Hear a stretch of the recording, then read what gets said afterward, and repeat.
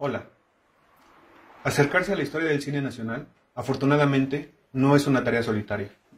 Hace poco tiempo el maestro Lauro Zavala comentaba que de 1968 al 2009 se habían generado alrededor de 40 trabajos importantes sobre el tema.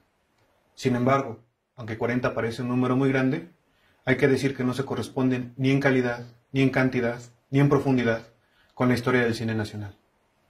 Afortunadamente, a estos esfuerzos hay que contar los que se hacen en la Filmoteca de la UNAM y en la Cineteca Nacional.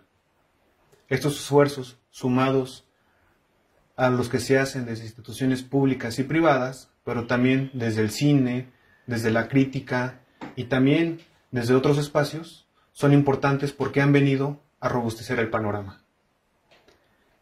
Para acercarse a la historia del cine mexicano, es imprescindible la obra del maestro Aurelio de los Reyes, Los orígenes del cine en México, de 1896 a 1900. Este libro tiene una doble virtud, porque por un lado va a ordenar las primeras historias que teníamos del cine mexicano, y por otro lado va a permitir un piso parejo para las futuras investigaciones.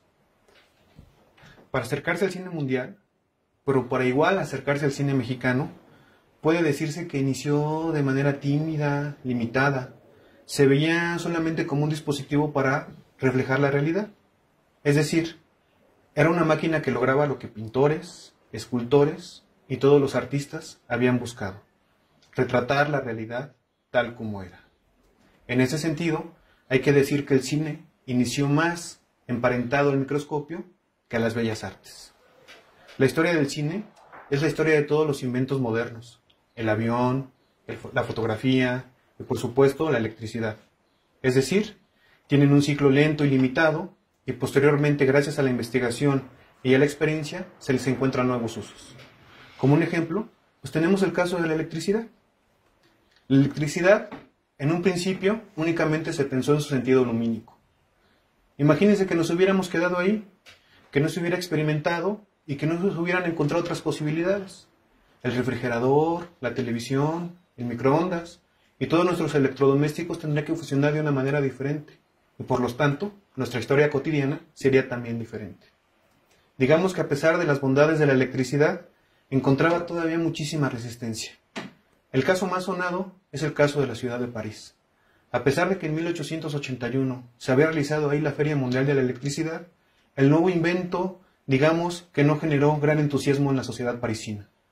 Recordemos que para ese momento, París ya era conocida como la ciudad de las luces, y era conocida así porque el negocio del alumbrado público estaba en manos de extranjeros, pero también de algunos locales que veían en el nuevo invento pues un rival comercial.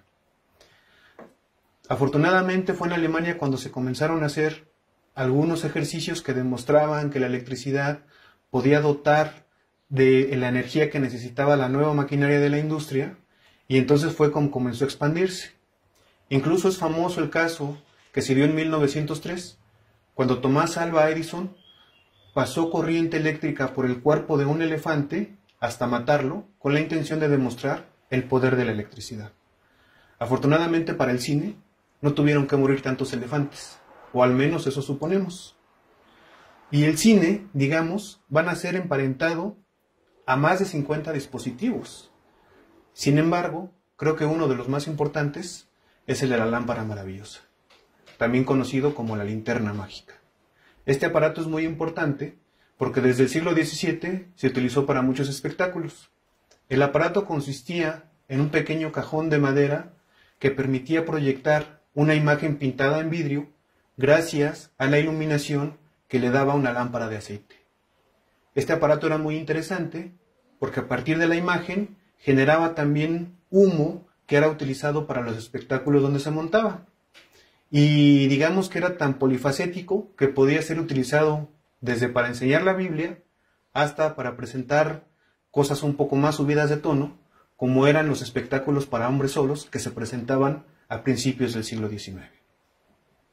Esta máquina va a generar un espectáculo conocido como las fantasmagorías, y este es muy importante.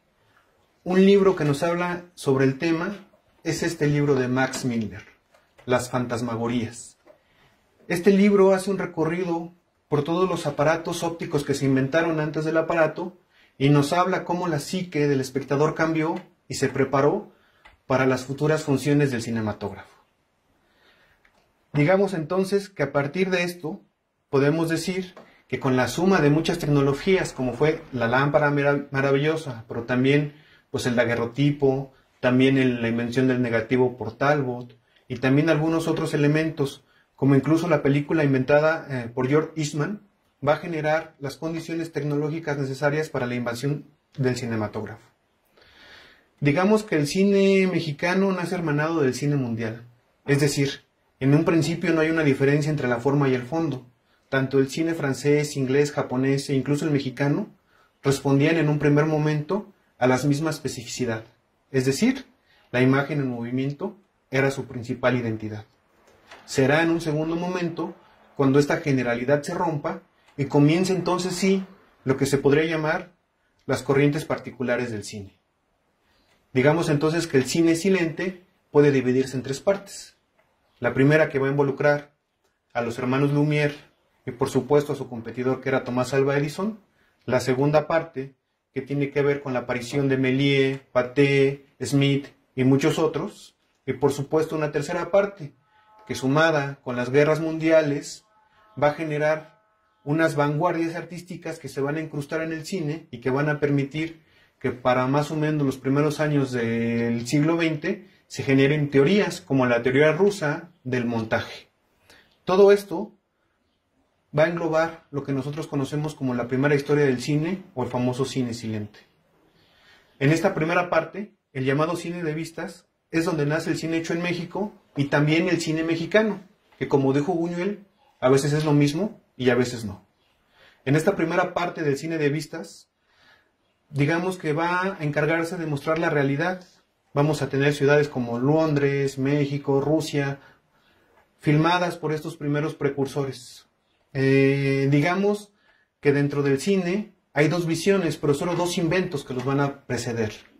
El primero es el caso de Tomás Alva Edison. Tomás Alva Edison va a generar un aparato que se conoce como el kinetoscopio. Este aparato era básicamente un mueble donde ustedes se asomaban para poder ver la película. Es decir, era un mueble que brindaba una experiencia individual. También tenía una visión distinta de negocio, y por ello no es en balde que en 1981, cuando se da la primera función del aparato kinetoscopio, se dé únicamente para las señoras de las clases altas de Estados Unidos. El aparato que va a competir contra la invención del kinetoscopio es el aparato de los hermanos Lumière. Los hermanos Lumière buscaban, digamos, una experiencia totalmente diferente, una experiencia colectiva. Van a crear una máquina conocida como el cinematógrafo, y esta máquina es capaz de grabar y a su vez reproducir lo que grababa. Y con esto vamos a tener entonces ya los grandes titanes que se van a comenzar a disputar el mercado de la imagen en movimiento. Esta lucha de estos titanes llegó a la Ciudad de México. Tenemos registros de que existieron funciones del kinetoscopio de Edison, pero también sabemos que los hermanos Lumière van a triunfar sobre el invento de Edison y van a crear una gran compañía que va a tener representantes por todo el mundo. Estos representantes van a ser enviados a México, un par de ellos. Uno se llama Claudio Ferdinand Bernard y el otro, el que más conocemos, se llama Gabriel Beiré. Estos trajeron el cinematógrafo a México y la noche del 5 de agosto de 1896 van a poner en funcionamiento el aparato para la primera función, que va a ser atendida por Porfirio Díaz y un séquito importante de personas que van a pedir que las películas que daban los hermanos Lumière se reprodujeran una y otra vez. Todas estas películas, tanto de Tomás Alva Edison como de los hermanos Lumière, pueden encontrarse en cualquier repositorio digital. Basta con que ustedes vayan a un navegador de internet y escriban las palabras primeras películas de los hermanos Lumière o primeras películas de Tomás Alva Edison y van a encontrar una serie de resultados que les va a permitir tener la misma experiencia que tuvo Porfirio Díaz en ese momento. Digamos que tanto el kinetoscopio como el cinematógrafo tuvieron como resultado o como telón de fondo el porfiriato en México. Y esto es muy importante porque va a ser Porfirio Díaz nuestro primer gran estrella, es decir, la primera gran figura pública que va a ser seguida por las cámaras de los hermanos Méliès para poder ser retratado en su cotidianidad. Estos señores también, hay que decirlo, dieron paso a que se generara una industria nacional. Nuestros primeros grandes cineastas va a ser, por supuesto, el ingeniero Salvador Toscano Barragán, que nació en 1872 y va a morir en 1947. Él es de Jalisco y sabemos que desde 1897 está teniendo exhibiciones en la Ciudad de México. Sabemos también que para 1901 va a regresar de un viaje que hizo a Estados Unidos y va a traer películas de los hermanos Méliès, pero también va a traer películas estadounidenses. Estas películas son muy importantes porque son del tiempo antes de Hollywood, cuando el cine se hacía en Nueva York y en Chicago. Y son un registro importante de la vida tanto de Estados Unidos como de la vida que se va a dar en México al ser exhibidas estas películas. También hay que decir que para 1950 su hija Carmen Toscano va a recobrar todos los pies que el ingeniero filmó y los va a presentar en un documental. Este documental se llama Memorias de un Mexicano y es muy interesante porque son todas las piezas que grabó el ingeniero Toscano, pero son intervenidas con diálogos y con audio que su propia hija Carmen va a incorporar, trayendo a nosotros todos aquellos pies que nos van a regresar a la época porfirista. Es un documento histórico importantísimo para nosotros. Otro de los grandes cineastas va a ser Enrique Rosas Aragón. Él nació en 1875 y va a morir en 1920. Él era fotógrafo y sabemos que desde 1903 está haciendo películas. Pero tal vez la película más importante para estos primeros años que él realizó es la que filmó en 1906.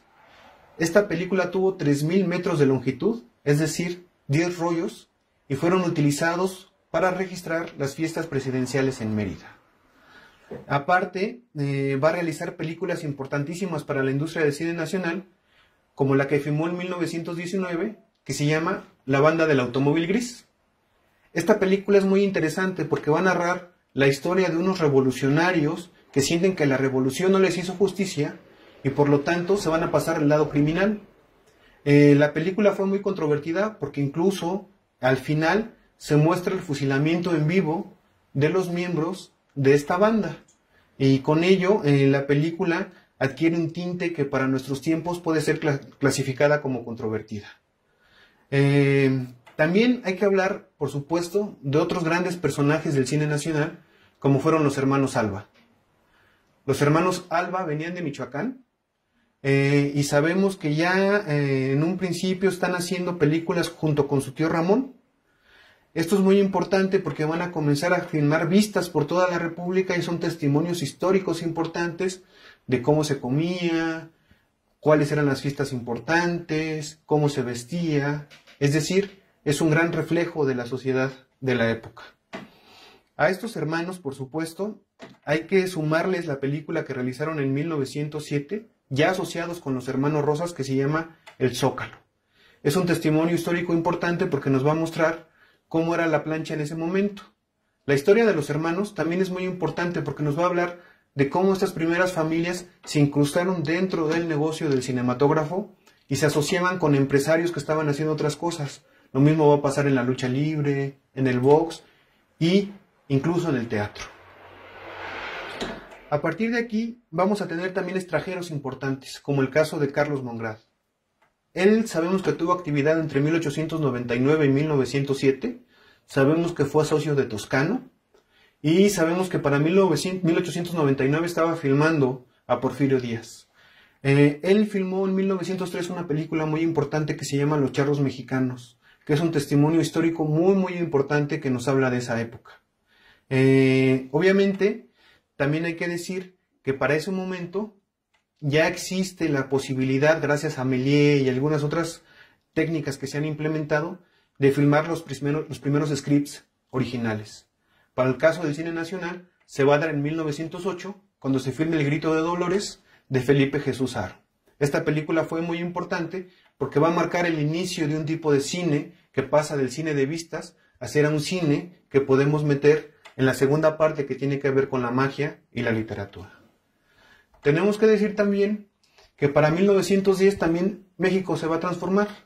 La Revolución Mexicana y los acontecimientos que van a suceder después, como es la Primera Guerra Mundial iniciada en 1914 y la Revolución Rusa en 1917, van a permitir fisuras en el sistema que van a ser aprovechadas por los cineastas de ese momento para innovar tanto en la manera de filmar como en la manera de presentar las historias.